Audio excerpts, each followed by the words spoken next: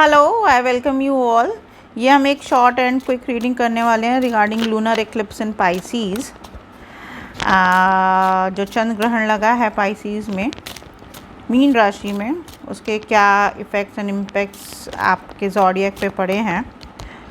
मैं इसमें आपका near past, present and near future देखने वाली हूँ।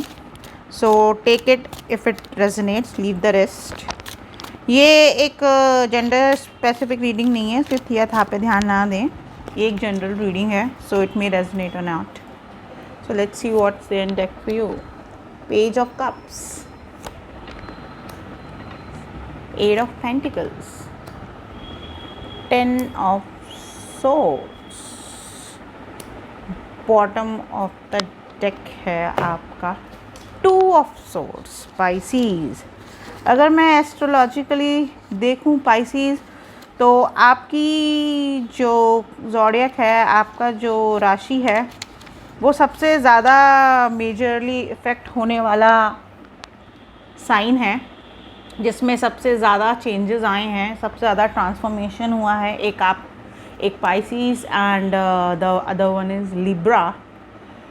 सो जो मुझे आपकी टैरो रीड में भी बहुत ही क्लियरली नज़र आ रहा है, तो इसमें page of cups in past representing me that किसी न्यूज़, किसी मैसेज का जो है आप वेट कर रहे हैं, या आप सपोज़ कीजिए कि किसी प्रोजेक्ट में सपोज़ कीजिए आपने इन्वेस्ट किया है एंड आप सॉरी फ्रूटफुल रिजल्ट का आप वेट कर रहे हैं। आपने सोचा था कि जो things will go very good and बहुत ही अच्छा उसका रिज़ल्ट आएगा। आपने कोई एक नया प्रोजेक्ट इन्वेस्ट किया है एंड करंटली भी आप उसके लिए बहुत मेहनत कर रहे हैं। You are working really hard for your pentacles, but मैं देख पा रही हूँ कि फ्यूचर में आपको हो सकता है कि उसके इतने फ्रूटफुल रिजल्ट्स ना मिलें। हो सकता है आपको काफ़ी डिसअपॉइंटमेंट झेलनी पड़े। And bottom of the deck है आपका 2 ऑफ सोर्ड। अभी आप वो चीज़ देख नहीं पा रहे हैं जो उसके आपको खाली प्रॉज ही दिखाई दे रहे हैं, आपको उसके कॉन्स नहीं दिखाई दे रहे हैं।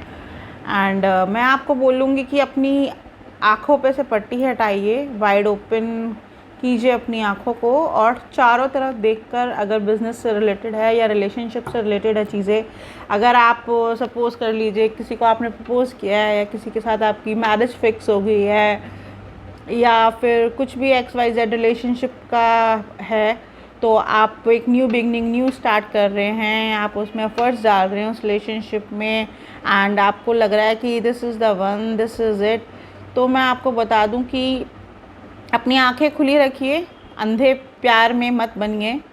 हो सकता है कि ये आपको इतना फ्रूटफुल रिज़ल्ट ना दे, या ये आपका उतना अच्छा कंपेनियन ना निकले फ्यूचर में, या आपको कुछ ऐसी चीज़ें उनसे रिगार्डिंग पता चलें, या आपको इन फ्यूचर हर्ट हो या पेन हो, कॉज बेसिकली चाहे आपका फाइनेंस से रिगार्डिंग हो, तो भी मैं आपको ये बोलूँगी थोड़ा ध्यान से, थोड़ा संभल के। Please universe and angel guide me. 8 of pentacles, मुझे 8 ऑफ पेंटिकल्स का क्लैरिफिकेशन दे universe. Please clarify me 8 of pentacles.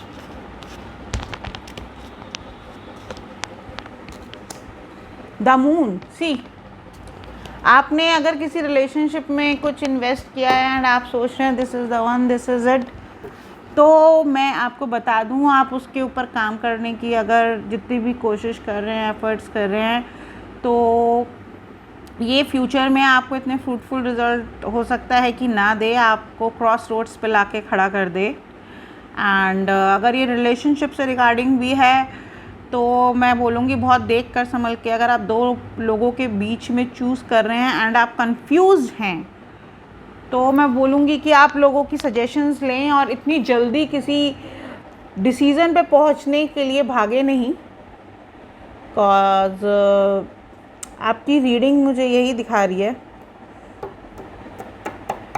Make your decision wisely and wide open specially. That's all I have for you. Thank you so much.